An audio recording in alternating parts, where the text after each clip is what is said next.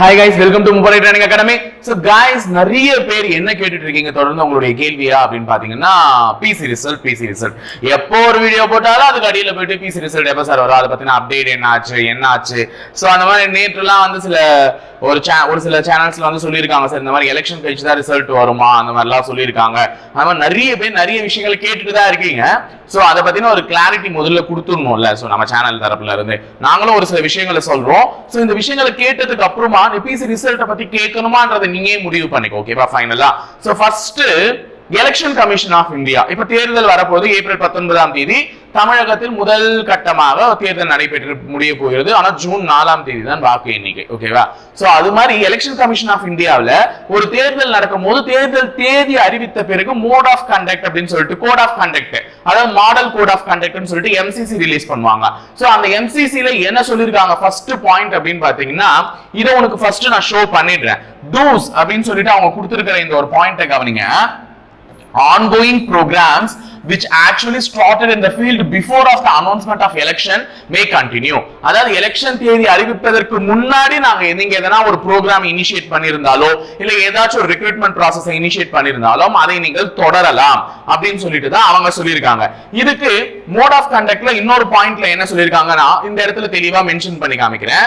இதுல வந்து second point வந்து சொல்லியிருக்காங்க அந்த கோட் ஆஃப் கண்டக்ட்ல என்ன அப்படின்னு பாத்தீங்கன்னா, government bodies are prohibited from participating in any requirement process during the process of election. அதாவது தேர்தல் நடைபெறும் பொழுது எந்த விதமான புதிய அறிவிப்புகள் அதாவது வந்து தேர்வு நோக்கில வந்து ஒரு புதிய அறிவிப்பை என்ன பண்ணக்கூடாது, வெளியிடக்கூடாது அப்படின்ட்டு சொல்லியிருக்காங்க.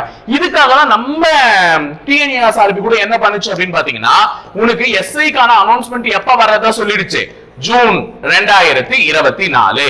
எலெக்ஷன் கண்டி இருந்ததுலனா இந்த எலெக்ஷன் அனௌன்ஸ்மெண்ட் வந்து இந்த எஸ்ஐ அனௌன்ஸ்மெண்ட் வந்து மே 2024 வந்திருக்கும்.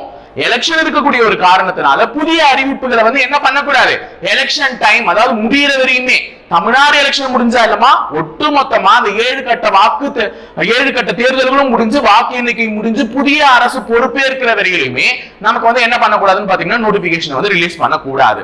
சோ அந்த கோட் ஆஃப் கண்டக்ட் மூலமா தான் டிஎன்எஸ்ஆர்பி போர்டு வந்து ஆல்ரெடி டிசைடட் நம்ம எஸ்ஐ ரெக்ரூட்மெண்ட் வெளியிடணும்ன்றதை டிசைட் பண்ணிட்டாங்க.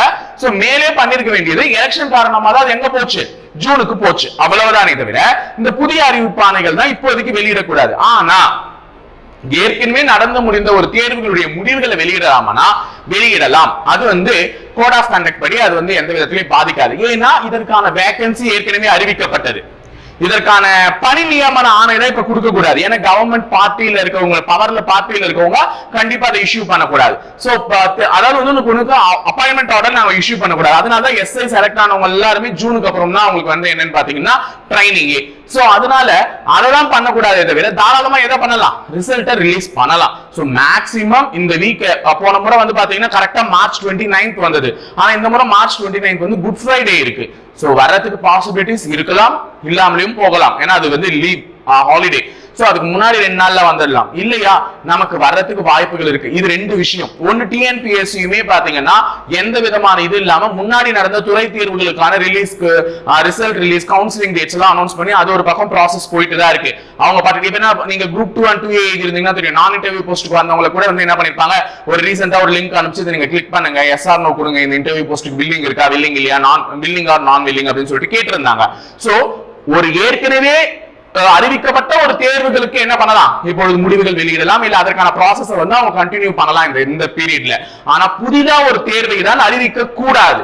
ஓகேவா, சோ இதுல நிறைய பேர் அந்த குழப்ப ரீதியா இருக்கீங்க. ஆனா டிஎன்பிஎஸ்சிலயுமே சில ரிசல்ட்ஸ்லாம் வந்து பாத்தீங்கன்னா இப்ப 25ஆம் தேதி கூட ஒரு ரிசல்ட், நேத்து கூட ஒரு துறை தேர்வுக்கு வந்து கவுன்சிலிங் ரிலீஸ் பண்ணிருந்தாங்க. சோ இந்த மாதிரி நிறைய விஷயங்கள் போயிட்டு தான் இருக்கு. அதனால நம்ம ரிசல்ட் வர்றதுக்கும் பாசிபிலிட்டிஸ் இருக்கு. அப்படியே தள்ளனாலும் எலெக்ஷன் கழிச்சு தானே, சோ எலெக்ஷன் கழிச்சு நமக்கு கொடுத்துருவாங்க. சோ எப்படியுமே உனக்கு போஸ்டிங் எப்ப அப்படின்னு பாத்தீங்கன்னா டெஃபினட்டா ஆகஸ்ட் தான். பிசி கேண்டிடேட்ஸ் ஜூலை ஆகஸ்ட்ல தான் உனக்கு போஸ்டிங்கே வரப்போகுது. அதாவது அப்பாயின்மெண்ட் ஆர்டர் இஷ்யூ பண்ண போறாங்க. சோ வேலையே கிடைச்சாலும் நீ அவ்வளவுதான் வெயிட் தான் பண்ண போற. அப்ப ரிசல்ட்டுக்கு வெயிட் பண்றதுல தப்பே இல்ல.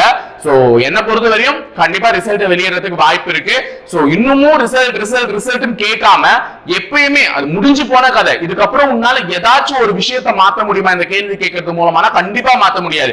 அதை தூக்கி போட்டுட்டு உனக்கு வேற எவ்வளவோ வேலைகள் இருக்கு, அதை போய் பாரு. அடுத்த எக்ஸாமுக்கு படிக்கிறவன் ஆகட்டும், உனக்கு தெரியும் எவ்வளவு மார்க் இருக்கும்ட்டு. நான் ஆல்ரெடி சொன்னதுதான் 86.5 மேல இருக்கவங்களா ஷியோரா நம்பிக்கையா இருங்க. 86.5 மேல இருக்கவங்களாம் ஷியோரா நம்பிக்கையா இருந்து வீட்டோட என்ஜாய் பண்ணுங்க இந்த டைம். அதுக்கு கீழே இருக்கவங்க தயவு செஞ்சு அடுத்த தேர்வுக்கு படிக்க ஆரம்பிச்சிருங்க. இன்னும் எஸ்ஐ வரப்போகுது, இந்த வருஷமும் பிசி வரப்போகுது. சோ அதுக்கு படிக்க ஆரம்பிங்க. ஏன்னா இதுக்கு இந்த அடுத்த 2 வருஷம் உனக்கு ஒரு பொற்காலமா அமையும். காரணம் என்ன அப்படின்னு பாத்தீங்கன்னா, அடுத்து வரக்கூடிய தேர்தல்ல மேனிஃபெஸ்டோ ரெடி பண்றதுக்கு நம்மளுடைய பவர்ல இருக்கக்கூடிய பார்ட்டி சமய வேலை பார்ப்பாங்க. அடுத்த 2 வருஷத்துக்கான ரெக்ரூட்மெண்ட் கொஞ்சம் அதிகமும் படுத்தலாம், இல்ல 5 வருஷம் வேலை வாய்ப்பு கொடுத்தாலும் உங்க கணக்கு காமிக்கலாம். சோ அதுக்காக நீங்க படிக்க ஆரம்பிங்க. ஏதோ அவர்கள் சுயலாபத்துக்காக செஞ்சாலும் அதுல ஒரு லாபம் உனக்கு கிடைக்கும் அப்படின்னு நினைச்சுக்கிட்டு படிக்கிறதுக்கான வேலையை பாரு. சோ இனிமேலும் குழப்பிக்கிட்டு இருக்காத. ரிசல்ட் நாளைக்கு இல்ல இன்னைக்கு போல கூட வரலாம், வாய்ப்பு இருக்கு. இல்லைன்னா அடுத்த வாரம் கூட வரலாம். நமக்கு வாய்ப்புகள் நிறைய இருக்கு. நீங்க படிக்கிறதுக்கு மட்டுமான வேலையை மட்டும் பாருங்க. சும்மா அகைன் அண்ட் அகைன் அதை நினைச்சு குழப்பிக்கிறதோ இல்ல அதை நினைச்சு புலம்பிக்கிட்டு இருக்கிறதோ தேவையே கிடையாது. ஓகேவா? நான் 2 விஷயத்தை புரிய வைக்கணும்னு வந்தேன். ஒன்னு கோட் ஆஃப் கான்டக்ட் இருந்தா புதிய அறிவிப்புகள் வராது. அதனாலதான் எஸ்ஐ இது தள்ளி போச்சு ஜூன் 2024. அப்போதான் புதிய அறிவிப்புகள், அதாவது ஓட்டு எண்ணிக்கை முடிஞ்ச உடனே தான் அவங்க புதிய அறிவிப்பை வெளியிடுவாங்க. சோ அதே மாதிரி முன்னாடி வரக்கூடியது இந்த result process, election date announce பண்றதுக்கு முன்னாடி என்ன ஒரு இது அதை வந்து நம்ம கண்டினியூ பண்ணலாம் அப்படின்னு சொல்லியிருக்காங்க. சோ பாருங்க, மேலும் எதனா வந்து டவுட்ஸ் இருந்ததுன்னா கேளுங்க, நம்ம அதை பத்தி கிளாரிஃபை பண்ணலாம் படிச்சுட்டு. சோ இணைந்திருங்கள், தொடர்ந்து பயணிப்போம் முப்படை பயிற்சி மையத்துடன். நன்றி, வணக்கம்.